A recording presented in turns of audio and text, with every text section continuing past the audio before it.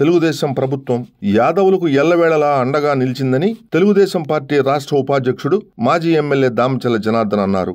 Ongole Gopalnagar ఎక్స్టెన్షన్లో Telugu Desam party Yadava సోదరులు ఏర్పాటు చేసిన ఆత్మీయ సమావేశంలో జనార్దన్ ప్రసంగించారు. పార్టీ ఆవిర్భావం నుంచి తెలుగుదేశం పార్టీ అంటేనే యాదవులన్న గుర్తింపు ఉందన్నారు. వారితో పాటు బీసీల సంక్షేమానికి తమ ప్రభుత్వం పెద్దపీట వేసిందని గుర్తు చేశారు. తెలుగుదేశం పార్టీ అధికారంలోకి వచ్చాక యాదవ భవన్ నిర్మాణానికి స్థలం కేటాయించేందుకు కృషి చేస్తారన్నారు. తెలుగుదేశం పార్టీ పార్లమెంట్ అధ్యక్షుడు నూకసాని బాలాజీ ప్రసంగిస్తూ రాష్ట్రంలో రాక్షస పాలన అంతమొందించాలని విజ్ఞప్తి చేశారు. చీరాల తెలుగుదేశం పార్టీ అభ్యర్థి ఎంఎం కొండయ్య, జనసేన పార్టీ జిల్లా అధ్యక్షుడు షేక్ రియాజ్, సీనియర్ నాయకులు మాజీ మున్సిపల్ చైర్మన్ మంత్రి శ్రీనివాసరావు, తెలుగుదేశం నాయకులు వైవి సుబ్బారావు, ఆవుల శ్రీనివాసరావు, రాచగర్ల వెంకట్రావు, ముక్కు శ్రీనివాసరావు, పటాపంజుల శ్రీనివాసరావు తదితరులు పాల్గొన్నారు. బయట పడాలంటే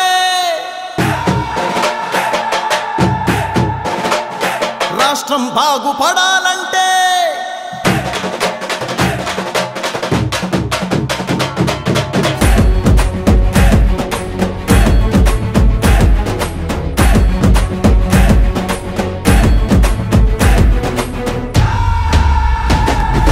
అప్పుల నుంచి పన్నుల నుంచి గతుకుల దారుల నుంచి బయట పడాలంటే కల్తీ నుంచి కుట్రల నుంచి కబ్జా కోరల నుంచి బయట పడాలంటే జరుగుతున్న గూండాగిరి నుంచి పెరుగుతున్న సరుకుల ధర నుంచి బిగుసుకున్న నరకపు చెర నుంచి ప్రలోభాల ఎర నుంచి బయట పడాలంటే రాష్ట్రం బాగుపడాలంటే బయట పడాలంటే రాష్ట్రం బాగుపడాలంటే చంద్రబాబు సైకిల్ జెండా ఎగరాల్సిందే.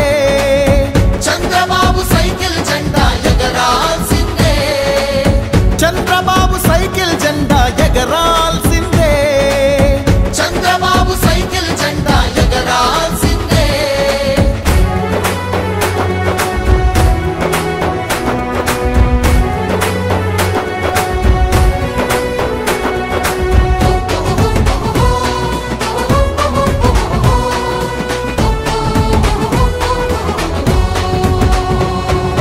రాజధాని లేదు, రాష్ట్రాభివృద్ధి లేదు, బ్రతుకు తెరువు లేదు, నేతకు నీతి అసలు లేదు, యువతకు ఉద్యోగం లేదు, ప్రజలకు ప్రశాంతతే లేదు, మాటకు స్వేచ్ఛ ఇచ్చట లేదు, మనిషికి రక్షణంటూ లేదు.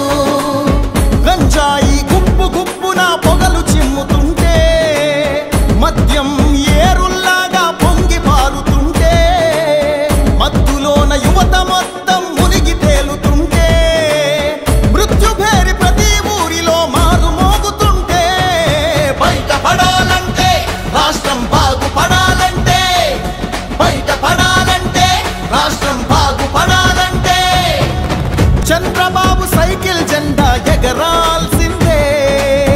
చంద్రబాబు సైకిల్ జెండా ఎగరాల్సిందే. చంద్రబాబు సైకిల్ జెండా ఎగరాల్సిందే. చంద్రబాబు సైకిల్ జెండా ఎగరాల్సిందే.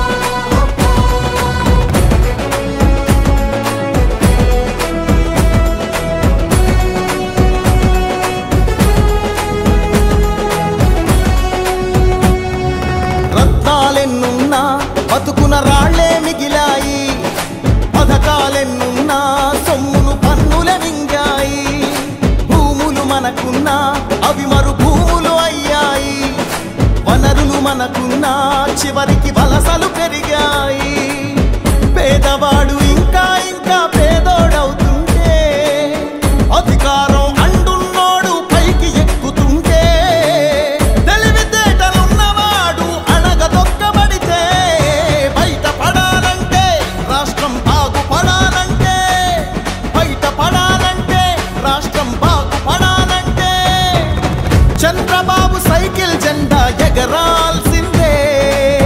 చంద్రబాబు సైకిల్ జెండా ఎగరాల్సిందే.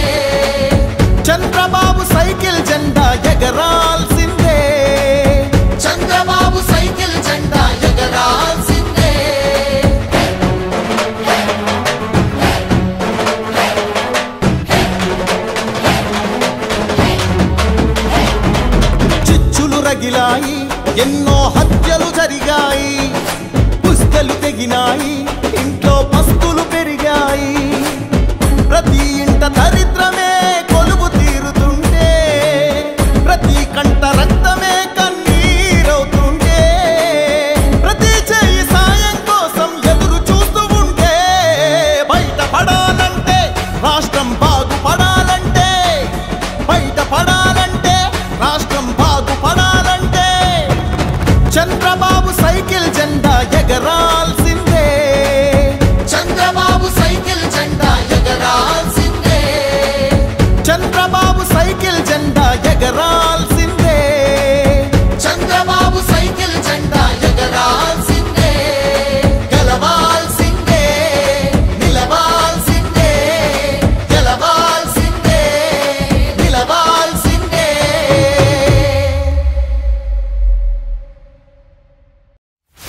కదలిరా కదలిరా కదలిరా కదలిరా కదలిరా కదలిరా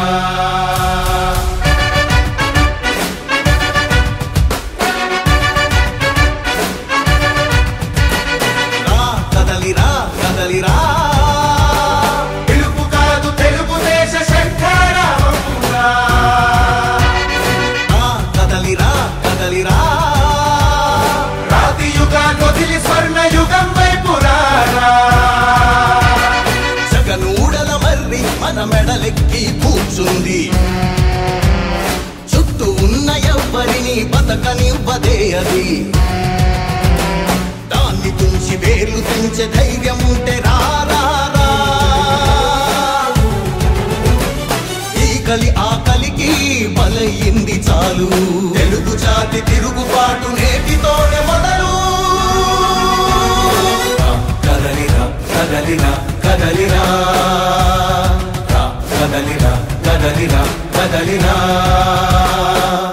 కదలిరా కదలిరా పిలుపు కాదు తెలుగుదేశ శంఖారావమురా.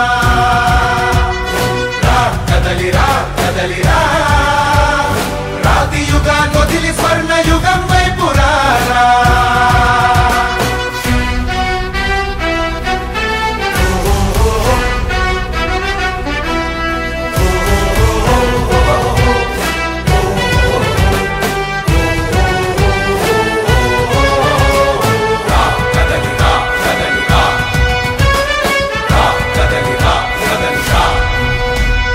బంగారాన్నొదిలి బండరాయి నడుగుతావా? అభివృద్ధి ఏంటంటే నీళ్లు నములుతావా? తప్పుడు వాగ్దానాలకు తలనాడిస్తావా? నిజం అబద్ధాలను ఇంతైనా పోచుకోవా? గొంతు కోసి కులాసా నడిగే ఆ సైకో భవిష్యత్తు లేకుండా చేస్తున్నాడు మనకు. కదలిరా కదలిరా కదలిరా కదలిరా కదలిరా కదలిరా కదలిరా కదలిరా పిలుపు కాదు తెలుగుదేశ శంఖారావమురా.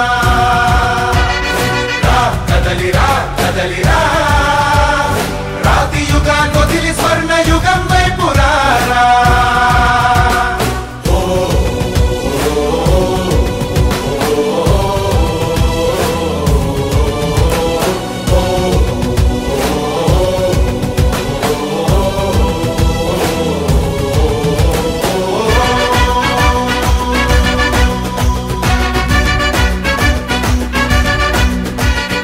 అణచివేత నుంచి మొలిచే తిరుగుబాటు మనదిరా. ఆర్తనాదమాయుధమై అంతు చూడమందిరా. వెలుగునిచ్చే కాగడా చితిని వెలిగిస్తుందని, ఓటు వేసే నీ చెయ్యే వేటు వేస్తుందని, ఆత్మగౌరవాన్నింకా అమ్మొద్దుర తమ్ముడా, స్వర్ణాంధ్ర సాధ్యమని చూపర తెలుగోడా. కదలిరా కదలిరా కదలిరా కదలిరా కదలిరా కదలిరా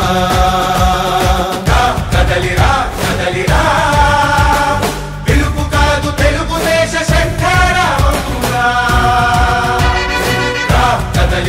కదలిరా రాతి యుగాన్ని వదిలి స్వర్ణ యుగం వైపు రారా కదలిరా కదలిరా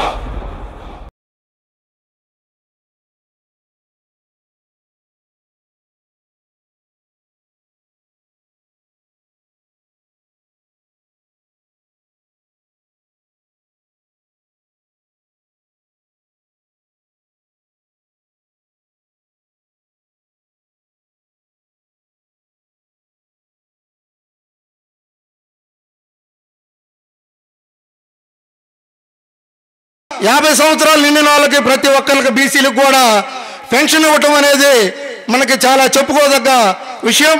అదేవిధంగా బీసీలకి రక్షణ చట్టం అంటే ఇప్పుడు ఎస్సీ ఎస్టీలకి ఎట్లా రక్షణ చట్టం ఉందో అదేవిధంగా బీసీలకు కూడా రక్షణ చట్టము తీసుకొస్తున్నారు.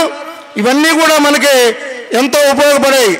అదేవిధంగా స్థానిక సంస్థల్లో గత ప్రభుత్వంలో తెలుగుదేశం పార్టీలో 34% రిజర్వేషన్ ఉంటే ఈ జగన్మోహన్ రెడ్డి వచ్చి దాన్ని 24%కి కుదించాడు.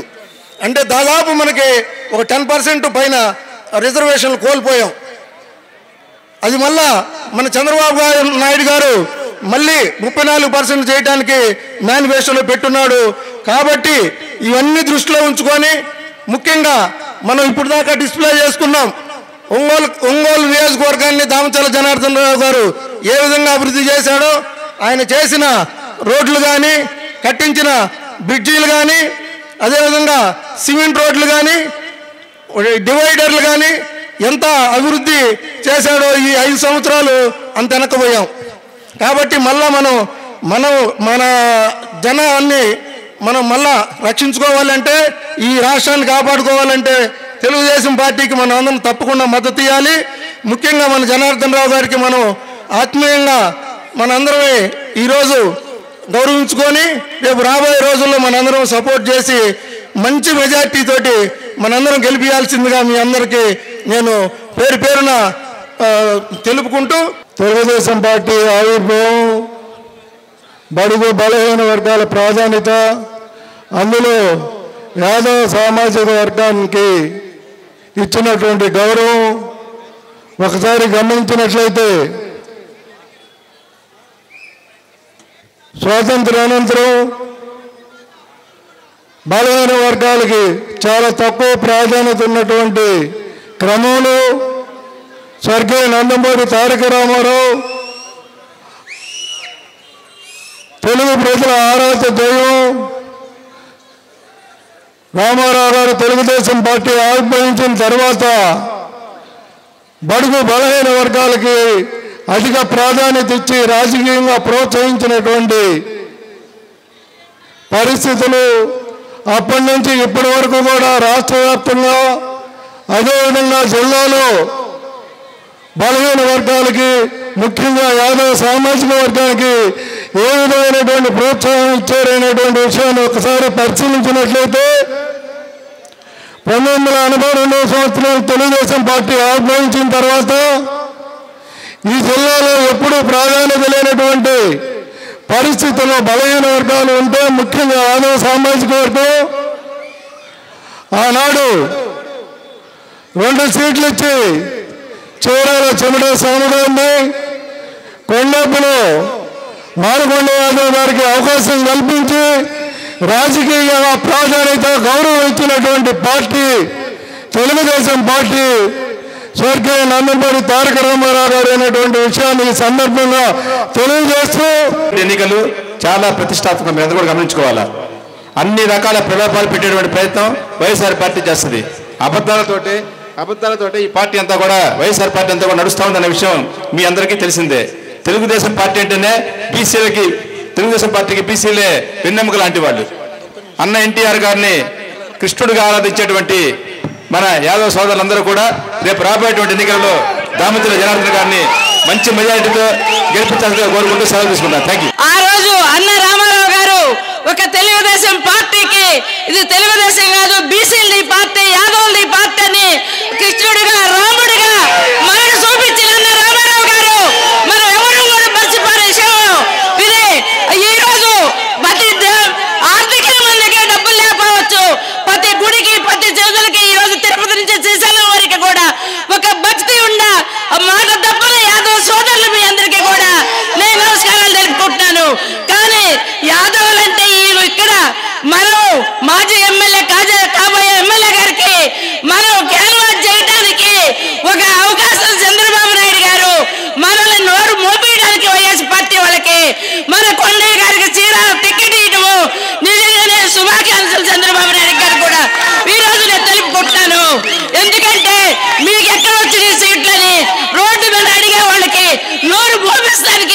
ఈ రోజు అవకాశం తెలుగుదేశం పార్టీ మనకి ఇచ్చింది.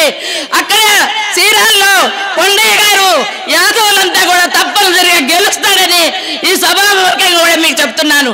గోపాల్ నగరం అంటే ఒకప్పుడు ఒక పేరుండేది, తెలుగుదేశం పార్టీ అడ్డా. కానీ ఈ మధ్య కొంతమంది రాజకీయ నాయకుల అవసరాల కోసం ఇక్కడ ఉన్నటువంటి యాదవ సోదరులందరూ బలైపోయారు. మరలా ఈరోజు ఈ యాదవ ఆత్మీయ సమావేశం చూస్తే గోపాల్ నగరంలో రేపు జరగబోయే ఎన్నికల్లో తెలుగుదేశం పార్టీ విజయడంగా మోగించడానికి ఎటువంటి సందేహం లేదు. ఎందుకంటే తెలుగుదేశం పార్టీ అధికారంలో ఉంటేనే యాదవ సోదరులందరూ కూడా గుండె ధైర్యంతో బయట తిరిగిన రోజులు ఉండవు. ఈ వైఎస్ఆర్సీపీ ప్రభుత్వం వచ్చిన తర్వాత బీసీలని అడ్డగోలుగా చీల్చి ఎవరైతే బీసీలుగా కలిసికట్టుగా ఉన్నారో వాళ్ళందరినీ కూడా అడ్డగోలుగా చీల్చి 56 కార్పొరేషన్లు అని చెప్పి ఈరోజు పెట్టారు. కానీ ఆ కార్పొరేషన్లు ఎక్కడున్నాయో తెలియదు, ఆ చైర్లు ఎక్కడున్నాయో కూడా తెలియదు. ఒక్క రూపాయి కూడా కార్పొరేషన్ ద్వారా ఏ ఒక్కళ్ళకు కూడా లోన్లు వచ్చినటువంటి దాఖలు. మనం అందరం ఒకటే ఆలోచించాలి. రేపు జరగబోయే ఎన్నికల్లో మన అందరికీ కూడా ఆత్మగౌరవం చాలా ముఖ్యం. యాదవ్ సోదరులందరూ కూడా ఒకటే గుర్తుపెట్టుకోండి, మన ఒంగోలుకి మన గోపాల్ నగరంకి అభివృద్ధి కావాలా, లేకపోతే ఎక్కడో గోవాకి పోయి శ్రీలంకకు పోయి క్యాసినో ఆడుకునే పందాలు ఆడుకునే ఎమ్మెల్యే అభ్యర్థి కావాలా ఒక్కసారి గుర్తుపెట్టుకోండి. ఇదొక్కడే మనం అందరం గుర్తుపెట్టుకోవాల్సింది. మనకి అందుబాటులో ఉండేటటువంటి వ్యక్తి, మన సమస్యలు తీర్చేటటువంటి వ్యక్తి జనార్దన్ గారు కావాలా, లేకపోతే పేకాటాడుకొని లక్షల్లో కోట్ల పందాలు పెట్టేటటువంటి బాల్యాన్ని కావాలా గుర్తు తెచ్చుకోండి. అలాంటి వాడు కనుక మళ్ళీ ఇంకొకసారి మన ఎమ్మెల్యేగా గెలిపిస్తే మన పిల్లలు కూడా రాబోయే భావితరాలు కూడా పేకాటకిను పందాలకి వ్యసనపరులుగా మారుతారు. ఒక్కసారి గుర్తు తెచ్చుకోండి. ఇలాంటి నాయకుడు కాదు మనకు కావాల్సింది. మన సమస్యలు తీర్చి మన మధ్యలో ఉండి మన అవసరాలు మన ఒంగోలు నియోజకవర్గాన్ని అభివృద్ధి పదంలో నడిపించేటటువంటి జనార్దన్ గారు విజయం మనకి చాలా ముఖ్యం. ఈ ఎన్నికలు రేపు జరగబోయేటటువంటి ఎన్నికలు సాధారణమైనటువంటి ఎన్నికలు కాదు, ఒక రాక్షసుడిని అంతమొందించడానికి జరుగుతున్నటువంటి ఎన్నికలు. ఈ రాష్ట్రం నుంచి జగన్మోహన్ రెడ్డిని తరిమి కొట్టే విధంగా ఉన్నటువంటి 3 శక్తులు కూడా, కేంద్ర ప్రభుత్వంలో ఉన్నటువంటి బీజేపీ, ఇక్కడ ఉన్నటువంటి జనసేన పార్టీ, తెలుగుదేశం పార్టీ ముగ్గురు కలిసి కూడా రావణాసుడిని అంతమొందించడానికి అక్కడ ఉన్నటువంటి జగన్మోహన్ రెడ్డిని, ఇక్కడ ఉన్నటువంటి బాలినేని శ్రీనివాసులు రెడ్డిని తరిమి కొట్టేటటువంటి బాధ్యత మనందరం కూడా తీసుకోవాలి. కాబట్టి మనందరం కూడా రేపు జరగబోయే మే 13 ఎన్నికల దాకా ఇంకా 50 రోజులు ఉంది. ఈ 50 రోజులు కూడా కష్టపడి ఎవరైతే ఓటు వేయలేదో, ఎవరైతే ఓటు వేయాలో అందరినీ కూడా పోలింగ్ బూత్ దగ్గరికి తీసుకువెళ్ళి సైకిల్ గుర్తుపై ఓటేసి అఖండమైనటువంటి మెజార్టీతో జనార్దన్ గారిని గెలిపించాలని చెప్పి మనస్ఫూర్తిగా కోరుకుంటూ నాకు ఈ యొక్క అవకాశం ఇచ్చినటువంటి యాదవ సంఘ సోదరులు అందరికీ కూడా మరొక్కసారి ధన్యవాదాలు తెలియజేసుకుంటున్నాను. జై హింద్. ఎవరు ఏ పార్టీ మనల్ని గౌరవించిందో ఆ పార్టీని మనము భుజానేసుకొని మొయ్యాల్సినటువంటి అవసరం ఉంది. ఎందుకు అలాంటి పరిస్థితి వచ్చిందంటే, మనకు ఒక గుర్తింపు తీసుకొచ్చినటువంటి పార్టీ. చాలా బీసీ కులాలు ఉన్నాయి, చాలామంది ఉన్నప్పటికీ కూడాను అందులో ఒక అవకాశము మొదటి నుంచి కూడా ఈ జిల్లాలో మనకు ఒక ఛాన్స్ ఉంది. అయితే నాకు ఒక కోరిక ఉంది. ఈ సభ ద్వారా నేను ఒకటే అడుగుతున్నాను, మొత్తం ఉమ్మడి ప్రకాశం జిల్లాలో ఉన్నటువంటి 10 నియోజకవర్గంలో ఉన్నటువంటి యాదవులందరూ కూడా దయచేసి మీరు గమనించాలి, తెలుగుదేశం పార్టీకి ఓటు వేయాల్సినటువంటి అవసరం మనకు ఉంది. ఎందుకు ఓటు వేయాలనే దానికి నేను చాలా చెప్పగలను, కానీ నాకు అవకాశం లేదు మాట్లాడటానికి. కానీ ఒక బ్రహ్మాండమైనటువంటి సమావేశాన్ని ఈరోజు మీరు ఇక్కడ ఏర్పాటు చేశారు. ఈ జిల్లా హెడ్ క్వార్టర్లో ఉన్నటువంటి ఈ సభను చూస్తే ఖచ్చితంగా చాలా విషయాలు మీతో మాట్లాడాలన్న అవసరం ఉంది. అలాగే మాకున్నటువంటి బాపట్ల పార్లమెంట్లో ఈ 3 నియోజకవర్గాలు 4 తర్వాత ఇంకో 3 ఉన్నాయి. ఇవన్నీ కూడా గెలవాలనేటువంటి ఆశ, కోరిక ఈ ప్రాంతంలో మేము ఉన్నందుకు మాకు యాదవ సోదరులందరూ కూడా సపోర్ట్ చేయాల్సినటువంటి అవసరం ఉంది. నిజంగానే వైవి సుబ్బారావు గారు చెప్పిన మాటకి నేను ఒక మాట చెప్పక తప్పదు. కొద్ది రోజుల పాటు మొత్తం 3 జిల్లాల్లో ఒక యాదవుడు కూడా టికెట్ ఇవ్వకపోతే ప్రతిరోజు మాకు ఫోన్లో నరకం చూపించారు మన వాళ్ళు. నాకు టికెట్ ఇచ్చే వరకు నరకమే చూపించారు, మీకు తెలీదు. ఇంకా ఎందుకు మీరున్నారు, ఇంకా ఇదేందని ఓపిక పట్టాలి. ఈ రోజున ఒక్క విషయాన్ని గుర్తుపెట్టుకోండి, చాలామంది ఎమ్మెల్యేలు ఒంగోలులో పనిచేశారు. కానీ జనార్దన గారి టైంలో ఏమి అభివృద్ధి జరిగిందనేది ఒకసారి మనసుకు తెచ్చుకోవాలి. మనం జగన్మోహన్ రెడ్డి పాలన గురించి చెప్పాల్సి వస్తే కనీసం ఒక 10 నిమిషాలన్న టైం కావాలి. ఈరోజు ఒక రాక్షసుడు పాలనలో మనం ఉన్నాం. ఈరోజు ఒక రాజధాని లేదు మనకి. ఈరోజు ఏది మాట్లాడటానికి వీలైన పరిస్థితి. ఎంత దుర్మార్గం అంటే, నేను రియల్ ఎస్టేట్లో ఉన్నాను కాబట్టి ఒక మాట చెబుతున్నా, భూమి రిజిస్ట్రేషన్ చేసి డాక్యుమెంట్ వాళ్ళ రిజిస్టర్ ఆఫీసులో పెట్టాలంట. దాని మీద జరిగినటువంటి విషయంలో ఇవాళ ఒక సేనేత కుటుంబం 3 వ్యక్తులను బలి తీసుకున్నది. 3 వ్యక్తుల్ని బలి తీసుకోవడం జరిగింది. ఇంకా ఎంతమందిని చంపిస్తాడు ఈ జగన్మోహన్ రెడ్డి అంటే మనకేంటి, మన దాకా వస్తే కానీ మనకు తెలియదు అనుకుంటే మాత్రం కష్టం. ఇదే జగన్మోహన్ రెడ్డిని బయటికి పంపించాలా. ఈ జగన్మోహన్ రెడ్డిని ఈ ఒక్క ఆయన తిరిగి మళ్ళా ముఖ్యమంత్రి అయ్యేటువంటి ఛాన్స్ ఇవ్వకుండా రాష్ట్ర ప్రజలందరూ కూడా ఆలోచించాల్సినటువంటి అవసరం ఉంది. బయట రాష్ట్రాలు కూడా చూస్తున్నాయి జగన్మోహన్ రెడ్డి ఎప్పుడు వెళ్తాడా అని. ఈ రోజుకి నేను చెప్తున్నాను, 4 సంవత్సరాలు 11 నెలలు అయితే ఈ రాష్ట్రంలో ఎక్కడ కూడా ఏ వ్యవస్థ కానీ ఏ వ్యాపారస్తుడు కానీ ఎవడు బాగుపడ్డ దాఖలాలు లేవు. ఒక్కడంటే ఒక్కడు కూడా రోడ్డు మీదకి వచ్చి గట్టిగా మాట్లాడే పరిస్థితి కూడా లేకుండా చేశారంటే ఎటువంటి పాలన జరుగుతుందో మీరు అర్థం చేసుకోవాలి.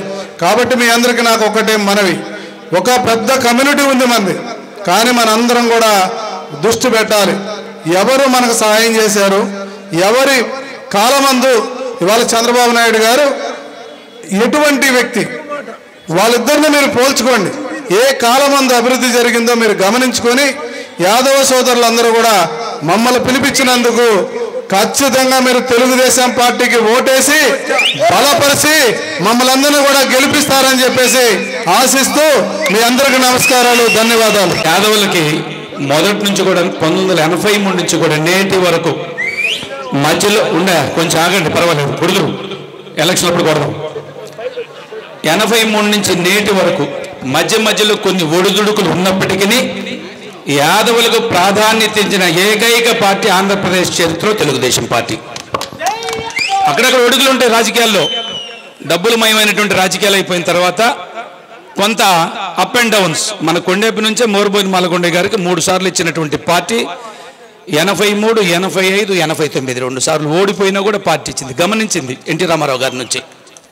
అలాగే మరలా ఇప్పుడు మన ఎంఎం కొండయ్య గారు చెప్పినట్టు నేనైతే చాలా స్పష్టమైనటువంటి ఒక రోజు అందరం కూర్చున్నాము, జనార్దన్ గారు అందరూ కూడా 5-6 నెలల క్రితం అనుకుంటాను, కొండయ్య గారు నీకు ఇచ్చిన తర్వాత తీసేసే ప్రశ్న ఉండదు, ఎవడు తీయించలేడు, అది జరిగే పని కాదు, నువ్వే క్యాండిడేట్గా ఉంటావని కూడా చెప్పడం జరిగింది. అది నా విశ్వాసం తెలుగుదేశం పార్టీ మీద. వస్తాయి. ఒకటి ఏంటంటే ఇవాళ మొత్తం యూనిట్గా స్టేట్ని చూడాలి, ఇప్పుడున్న రాజకీయ పరిస్థితులు చూడాలి. తెలుగుదేశం పార్టీ ఇప్పుడున్నటువంటి ఒక అస్తవ్యస్త పరిస్థితుల్లో, దౌర్జన్యపూరితమైన పరిస్థితుల్లో, అరాచకమైన వ్యవస్థ నడుస్తున్న పరిస్థితుల్లో ప్రజాస్వామ్య పరిరక్షించుకోవడానికి చంద్రబాబు నాయుడు గారు అన్ని వర్గాలను కలుపుకొని ఈ రాష్ట్ర భవిష్యత్తు కృషి క్రమంలో తెలుగుదేశం పార్టీ జనసేన బీజేపీని కలుగున్న సందర్భంలో బలహీన వర్గాలకి ఒక చోట తగ్గొచ్చు, ఇంకో చోట పెరగవచ్చు. రేపు అధికారం వచ్చిన తర్వాత డెఫినెట్గా ఎక్కడ లోటు ఉందో ఆ లోటును పూర్చేటువంటి అవకాశం తెలుగుదేశం తీసుకుంటుంది. దాన్ని విశ్వసించవలసింది మీ అందరూ కోరుకుంటూ జనార్దన్ రావు గారిని గెలిపించండి. ఓసారి మనం గమనించుకుంటే, మనం తెలుగుదేశం పార్టీ వచ్చినప్పటి నుంచి ఎన్టీ రామారావు గారితో ఉండేవాళ్ళు యాదవులు కూడా. ఎప్పుడు తెలుగుదేశం పార్టీ కోసమే పనిచేసేవాళ్ళు.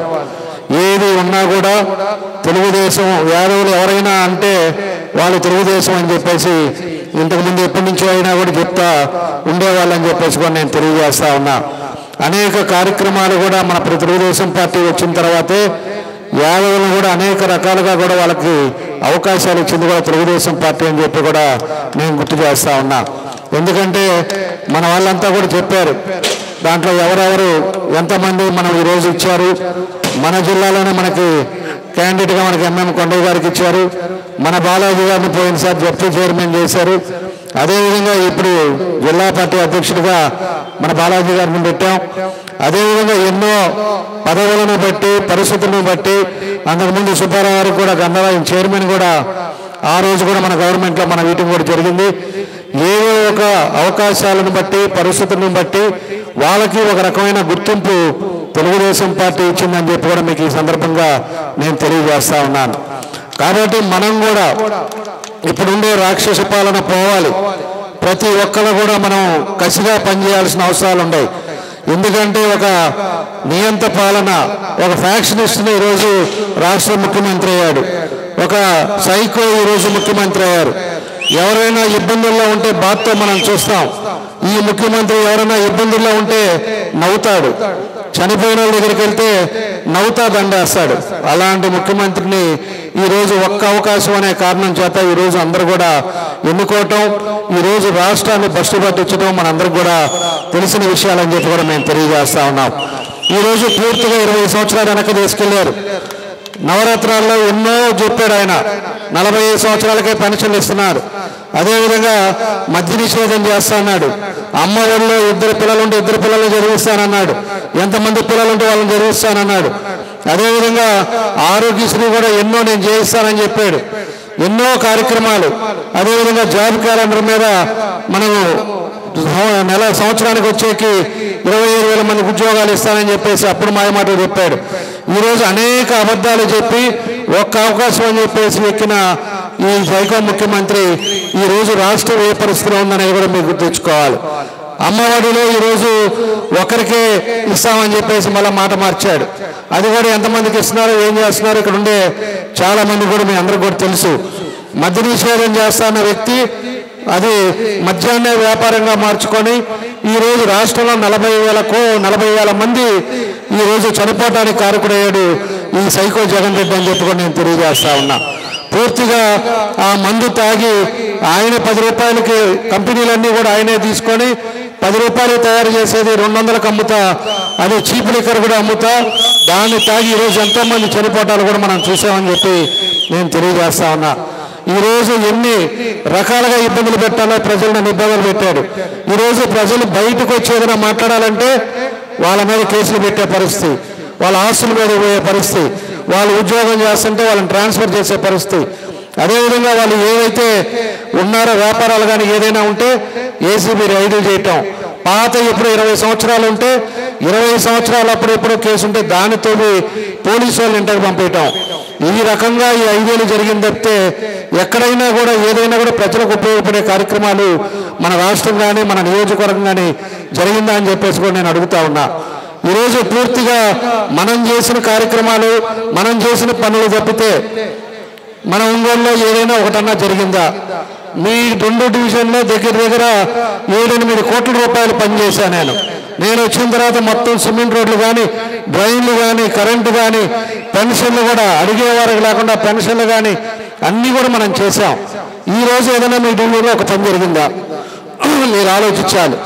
మీరు కూడా పూర్తిగా 5 సంవత్సరాల కనపడలా పెద్ద మనిషి. లాస్ట్ 3 నెలల మంది వచ్చాడు, మేము పట్టాలు ఇస్తాం అని చెప్పేసి ఈరోజు దాని మాయమాట చేస్తా 25,000 పట్టాలని చెప్పి ఈరోజు అందరూ కూడా వాళ్ళు తిరుగుతూ ఉన్నారు.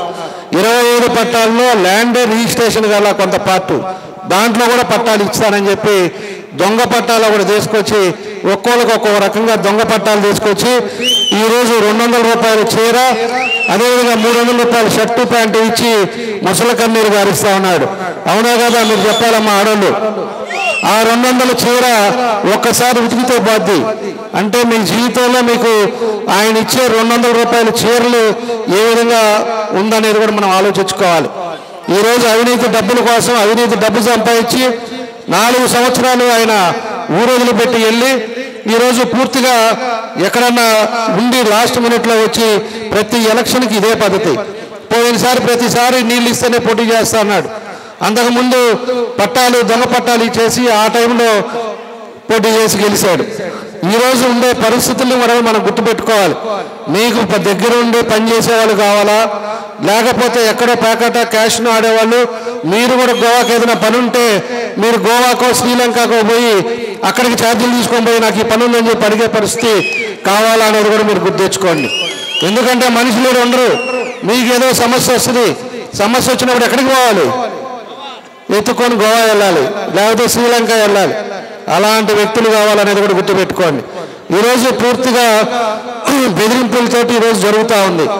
మన ఎక్కడా లేని ఒంగోలులోనే మన స్థలాలన్నీ కూడా ఎన్ని కబ్జాలు జరిగినాయో మీరు ఒకసారి ఆలోచించుకోండి. బ్రాహ్మణ భూమిని కబ్జాలు చేశారు. ఇక్కడ శాఖలు కొంటుంటే అయిపోయిన తర్వాత ఇప్పుడు వస్తారు పట్టాలు ఇస్తామని చెప్పి. అదేవిధంగా వేరే వాళ్ళ దొంగ స్టాంపులు పెట్టి దొంగ స్టాంపులను కూడా మన ఒంగోలునే స్టేట్లో ప్రతిరోజు చెప్పుకునే విధంగా ఒంగోలుని ఈ 3 నెలల లోపల మొత్తం ఎన్ని కార్యక్రమాలు జరిగినాయో మనం ఒకసారి ఆలోచించుకోవాలి. ఎన్ని పరిస్థితులు గుర్తుపెట్టుకోవాలని చెప్పేసి కూడా మీ అందరిని తెలియజేస్తున్నా. మంచి చెడు ఒకటి ఆలోచించుకోండి. మంచి చెడు అనేది ఒకటి గుర్తుపెట్టుకోండి. ఏదైనా కూడా వాళ్ళు ఇచ్చే అవినీతి డబ్బు 5,000 ఇస్తానంటాడు, రేపు 10,000 ఇస్తానంటాడు. విపరీతంగా 2,000, 3,000 కోట్లు సంపాదించి ఈరోజు ఆ అవినీతి డబ్బుతోటి ఎవరినైనా కూడా కొనే పరిస్థితుల్లో డబ్బుతో రాజకీయం చేయాలని చెప్పి ఒక దాంతో ఆయన చేయడం జరుగుతుందని చెప్పి కూడా నేను తెలియజేస్తా ఉన్నా. ఈ అవినీతి డబ్బుతోటి మీకు తీసుకున్న ఆ ఇంట్లో ఉపయోగం ఉండదు. ఆ ఇంట్లో ఆ డబ్బులు తిన్నా కూడా అది ఎవరు అరగదు. కాబట్టి ఇవన్నీ కూడా మీరు గుర్తుపెట్టుకోండి. మనకు అందుబాటులో ఉండి డెవలప్మెంట్ కానీ ఏదైనా కూడా పనులు చేసే పార్టీ కావాలా, మీరు ఇంట్లో ఉన్నా కూడా ప్రశాంతమైన జీవితం కావాలా అనేది కూడా గుర్తుపెట్టుకోండి. ఒక పక్క చంద్రబాబు నాయుడు గారు రాష్ట్రాన్ని ఏ విధంగా మనకి ఎన్ని ఇబ్బందులు ఉన్నా కూడా 14-19లో ఏం చేశారనేది మనం తెచ్చుకోవాలి. ఎన్నో కంపెనీలు తీసుకొచ్చారు, ఎంతో మందికి ఉద్యోగాలు వచ్చినాయి, ఎన్నో చేస్తే ఈయన వచ్చిన తర్వాత మొత్తం కంపెనీలు వెనక పంపించాడు. వాళ్ళని డబ్బులు అడిగి వాళ్ళని భయపెట్టి భయప్రాంతం చేసే వాళ్ళందరూ వెళ్ళిపోయారు. మన దగ్గర 25,000 కోట్లతో పేపర్ మిల్ ఆ రోజు ఫౌండేషన్ వేసాం రామాయపట్నంలో. అది కానీ మనకు అన్ని జరుగుంటే 16,000 ఉద్యోగాలు వచ్చేది. 16,000 ఉద్యోగాలు ఈరోజు మనకు ఉండుంటే మన యువత కరెక్ట్ అయ్యేవాళ్ళు. మన యువత గంజాయికి అలవాటు అయ్యేవాళ్ళు కాదు, మన యువత డ్రగ్స్కి అలవాటు అయ్యేవాళ్ళు కాదు, ఖాళీగా తిరిగేవాళ్ళు కాదు. పేదలు ఎంతో మంది ఉండి ఇబ్బందులు జరుగుతూ ఉంటే ఇలాంటి పరిస్థితుల్లో ఈ రాష్ట్రం ఉంది. నిన్న కూడా మాట్లాడుతూ ఉన్నాడు, వాళ్ళ అబ్బాయినంటే సైకో అనకూడదని చెప్పేసి. నేను ఇప్పుడు కూడా చెప్తా ఉన్నా, మాకేమీ పిచ్చి కాదు అనటానికి, లేకపోతే మేమేదో కావాలని మాట్లాడటం కాదు. ఆయన వచ్చిన తర్వాతే ఇక్కడ కక్ష సాధింపులు అనేది మొదలైంది. ఎవరిని ఎంతమందిని పార్టీ వాళ్ళకి ఫోన్లు చేస్తున్నారో, ఎంతమందిని ఇబ్బందులు పెడుతున్నాడో నువ్వు తెలుసుకో.